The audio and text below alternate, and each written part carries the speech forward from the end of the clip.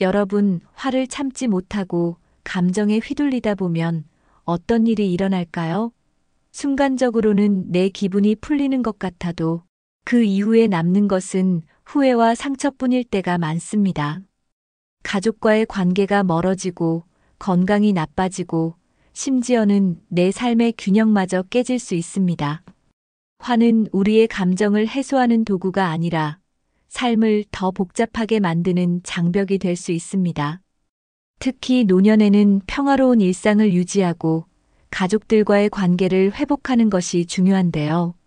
오늘은 화를 다스리는 지혜에 대해 알아보며 우리의 노후를 더 행복하게 만드는 방법을 함께 나눠보겠습니다. 지금 이 순간부터 삶의 긍정적인 변화를 시작해 보세요. 첫째, 화는 관계를 파괴합니다.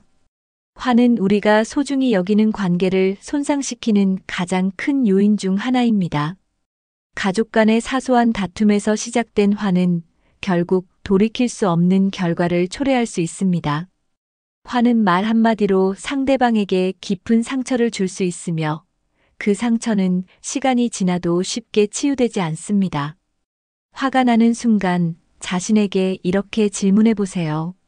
지금 이 화가 정말 중요한가? 이 말을 했을 때 상대방에게 어떤 영향을 줄까? 잠깐의 멈춤만으로도 많은 것을 바꿀 수 있습니다. 또한 화가 났을 때 바로 대화로 풀려고 하기보다는 조금의 시간을 두고 차분한 상태에서 이야기하는 것이 좋습니다. 이런 태도는 상대방에게 존중받는다는 느낌을 주고 관계를 더 견고하게 만듭니다. 감정이 격해졌을 때는 물리적으로 자리를 옮기거나 산책을 통해 감정을 식히는 것도 큰 도움이 됩니다. 특히 평소에 화가 나는 상황에 대처하는 방법을 미리 연습해 두면 화를 참는데 더 익숙해질 수 있습니다. 예를 들어 명상을 통해 내 감정을 조절하는 연습을 하거나 화가 나는 상황을 가상으로 상상하며 차분하게 대처하는 법을 훈련해 보세요. 둘째, 화는 건강을 해칩니다.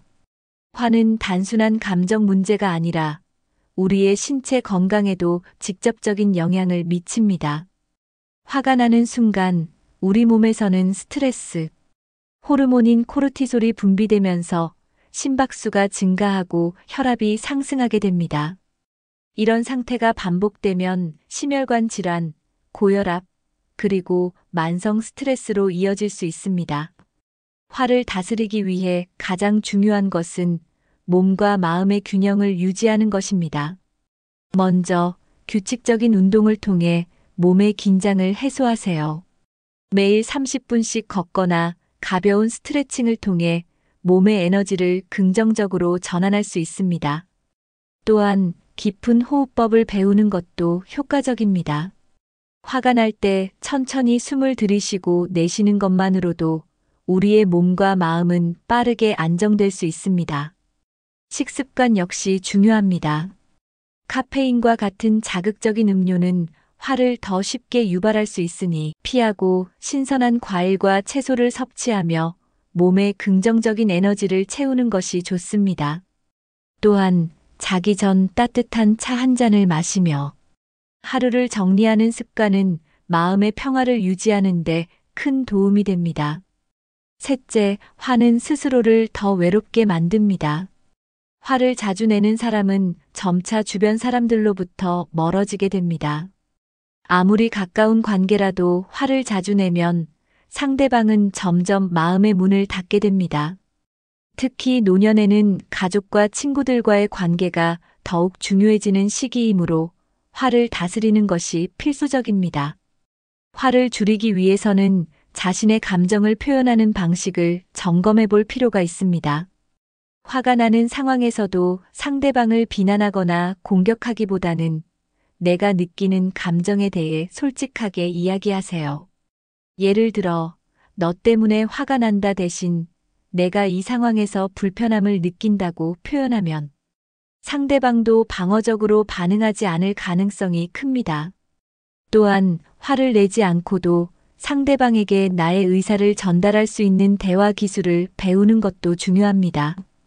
부드럽고 존중하는 어조로 자신의 생각을 전달하면 상대방과의 관계가 더 깊어질 뿐만 아니라 서로의 감정을 더 잘 이해하게 됩니다. 넷째, 화는 문제를 더 복잡하게 만듭니다. 화를 통해 문제를 해결하려고 하면 문제는 오히려 더 복잡해지고 해결이 어려워집니다. 화는 우리의 이성을 마비시키고 감정에 따라 행동하게 만듭니다. 이런 상황에서는 올바른 결정을 내리기가 어렵고 결국 후회로 이어지게 됩니다. 문제를 해결하기 위해 가장 필요한 것은 이성적인 사고와 차분한 태도입니다. 화가 날 때는 먼저 마음을 가라앉히고 문제를 객관적으로 바라보는 연습을 해보세요. 이 상황에서 내가 원하는 것은 무엇인가? 이 문제를 해결하기 위해 내가 할 수 있는 최선은 무엇인가? 와 같은 질문을 통해 해결책을 찾는 것이 중요합니다. 또한 문제를 해결할 때는 대화의 방법에도 신경을 써야 합니다. 상대방에게 비난이나 책임을 묻기보다는 함께 문제를 해결하려는 태도를 보여주세요. 이런 접근 방식은 갈등을 줄이고 문제를 더 빠르게 해결하는 데 도움을 줍니다. 다섯째, 화는 삶의 질을 떨어뜨립니다. 화를 자주 내면 우리의 삶의 질은 점점 더 낮아지게 됩니다. 화는 우리의 마음을 지치게 하고 주변 사람들과의 관계를 소원하게 만듭니다. 화를 다스리는 것은 단순히 감정을 억누르는 것이 아니라 삶의 질을 높이는 중요한 기술입니다. 화를 다스리기 위해 매일 감사의 시간을 가져보세요. 감사의 마음은 우리의 감정을 긍정적으로 바꾸는 강력한 힘을 가지고 있습니다. 하루에 한 가지라도 감사할 일을 찾아 기록하고 그 순간의 행복을 되새기는 습관을 들여보세요. 또한 화를 줄이기 위해 긍정적인 활동에 집중하는 것도 중요합니다. 취미 활동, 봉사 활동, 가족과의 즐거운 시간 등은 우리의 마음을 가볍게 하고 화를 다스리는 데 큰 도움이 됩니다. 여러분, 화는 우리의 삶을 조용히 무너뜨릴 수 있는 가장 강력한 감정 중 하나입니다. 하지만 화는 단순히 억제하거나 억누르는 것으로 해결되지 않습니다.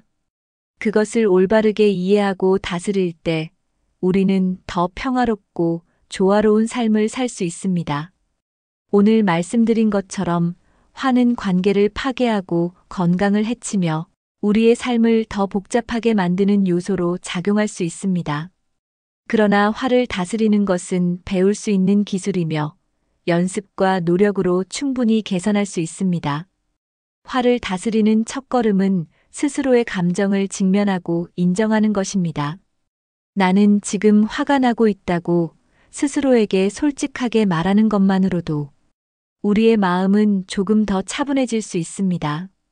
또한 화가 난 순간에 멈추고 심호흡을 하며 상황을 객관적으로 바라보는 연습을 지속적으로 해보세요. 이는 작은 변화로 보일지 모르지만 시간이 지날수록 우리의 일상과 관계에 큰 변화를 가져올 것입니다. 무엇보다 중요한 것은 우리의 삶의 목적을 다시 되새기는 것입니다. 화를 통해 무엇을 얻으려는지 스스로에게 물어보고 그것이 정말로 가치 있는지 돌아보는 습관을 길러보세요. 여러분의 삶에는 화를 통해 얻을 수 없는 소중한 가치들이 넘쳐납니다. 건강, 가족, 친구, 그리고 내면의 평화는 화가 아닌 사랑과 이해를 통해 유지되고 성장할 수 있습니다. 이제부터는 화를 감정이 아닌 자신을 이해하고 성장시키는 도구로 활용해 보세요. 화가 났을 때 그것을 억누르기보다는 화를 통해 내가 무엇을 원하고 있는지, 어떤 점이 나를 불편하게 만드는지 깨닫고 그 문제를 해결하기 위해 나아가 보세요. 이런 태도는 화를 단순한 부정적인 감정에서 우리의 삶을 더 나은 방향으로 이끄는 긍정적인 힘으로 전환할 수 있게 합니다. 여러분의 삶은 여전히 많은 가능성으로 가득 차 있습니다. 화를 다스리고 마음의 평화를 찾으며 관계를 회복하는 노력을 통해 여러분의 삶은 더 행복하고 의미 있는 방향으로 나아갈 것입니다. 오늘 이 영상을 통해 말씀드린 내용이 여러분의 삶에 작은 도움이 되었기를 바랍니다. 항상 여러분의 노후가 평화와 행복으로 가득 차길 진심으로 응원합니다. 지금 이 순간부터 여러분은 더 나은 삶을 만들어갈 수 있습니다. 당신은 충분히 소중한 사람입니다.